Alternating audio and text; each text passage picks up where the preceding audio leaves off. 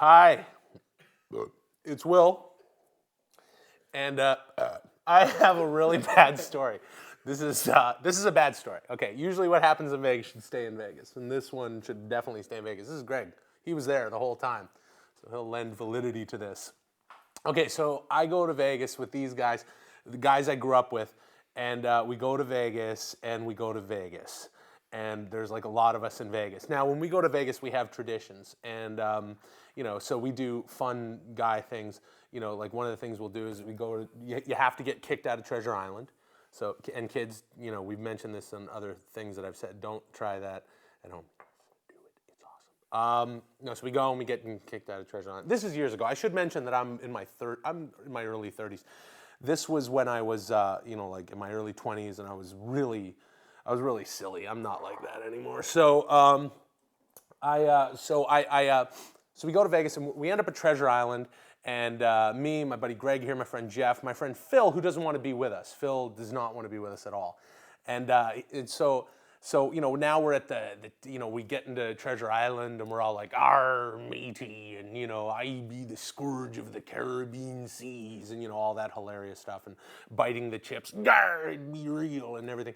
So we're at the table and we got Phil locked right between us because he wants to leave. He doesn't want to stay there anymore. And other highlights are happening. Like Greg finally got us kicked out of Treasure Island by calling the dealer that we had Sunshine, and then telling the pit boss that Sunshine needs a break, and then he said, "I'll control who gets the breaks," and then Greg said,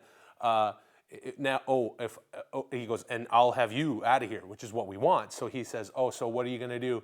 You're gonna go into the back and get some 400-pound black man out of the kitchen named Angel to drag me out by my face?" To which I was like, "Ha, that's great." And even Phil was like, huh. And so we get out of there, and we're drinking and stuff, and we go to the House of Blues. The story's long. We go to the House of Blues, and we finish up the night there. It's very late. It's time to go home. Our friend Phil has left. He leaves the bar. He somehow gets out and goes to the hotel. I'm sharing a room with him. These two guys, my other two friends, they peel off. They're talking to these people. I can't find them. And this group of girls come up to me, and they're like, "Hey, you're that guy. You're whatever. You're Kenny Rogers or whatever thing from like the old sketch comedy program that I used to be on." Which I can't mention because I'm in a lawsuit. No, of course. No, so they're like, whatever, they're watching Mad TV or something. So they're like, "Hey, what are we doing now?" And I'm like, "Well, there's a bar in the middle. Let's go there." So we go, and, I'm just having a vodka soda or whatever, and their voices start to like slow down, and everything's and I get sweaty and more than normally. And I'm really sick, and the sound of their voices is making me ill. And so I'm like, I got to get away from them. So I come up to the bar, and I'm just leaning on the bar, and I'm profusely sweating, and the room is spinning. And they come up to me, and they're like, "Are you okay?" There's like these like five girls, and they're like, "Are you okay?" And I'm like, "No, I'm not." And they're like, "Did you are you on any drugs or anything?" And I'm like, "No, I don't take drugs," which is true. I don't take drugs. And so they're like, which is actually true. Greg that is actually true.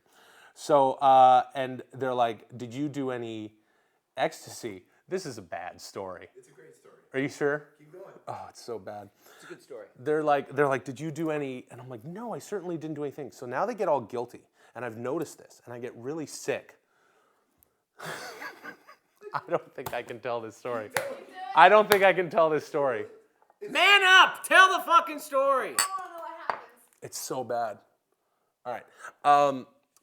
It's so bad. So I'm like, all right. I'm like, all right. I was like, no. They're like, were you doing any drugs? And I go, "No, I don't do drugs." And then they start getting all worried. They're like, "Well, walk it off. You need to walk it off." And I'm like, "Walk it off? What?" And they're like, "Come on, we'll take you up. We have a room here and this whole thing, and we'll walk it off and you'll be fine." And I can't. I'm gonna stand up, and I'm like, I'm gonna be sick. And they're like, "If you just walk, you'll be okay." So I get up and I start to walk.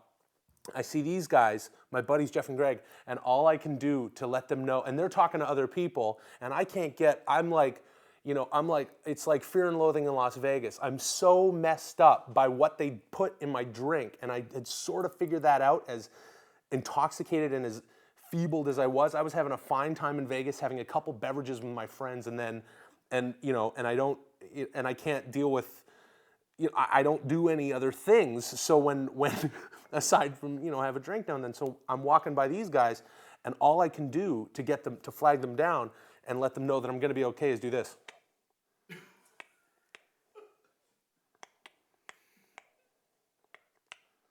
And I'm walking by, and they're like, yeah, hey, Will, what's up? Where are you going? Who are they? And I just walk by, and they're like, okay, well, off he goes. Could be, known him since I was 3. He might be thinking, could be the last time I see Will. Oh, well. Off he goes with some girls. Looks like they're on a stagette. Whatever.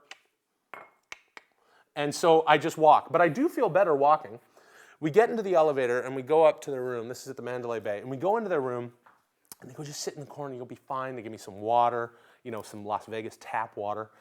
And I'm sitting in the corner, and there's these 2 guys with these like thick East Coast, like New York, Philly accents, and they're sitting there, and they're like, "Hey, bro, you want some weed?" And I was like, and I don't smoke weed, and I don't do drugs, and the smell of weed, if I've had a couple of beverages, it'll actually make me sick.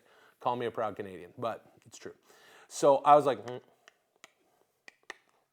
and they're like, "Wow, this guy's."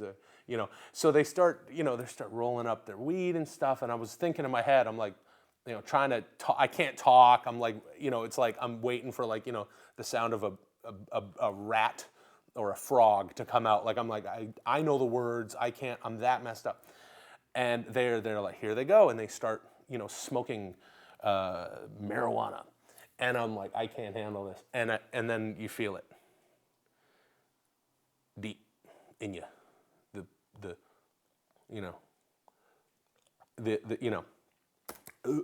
And I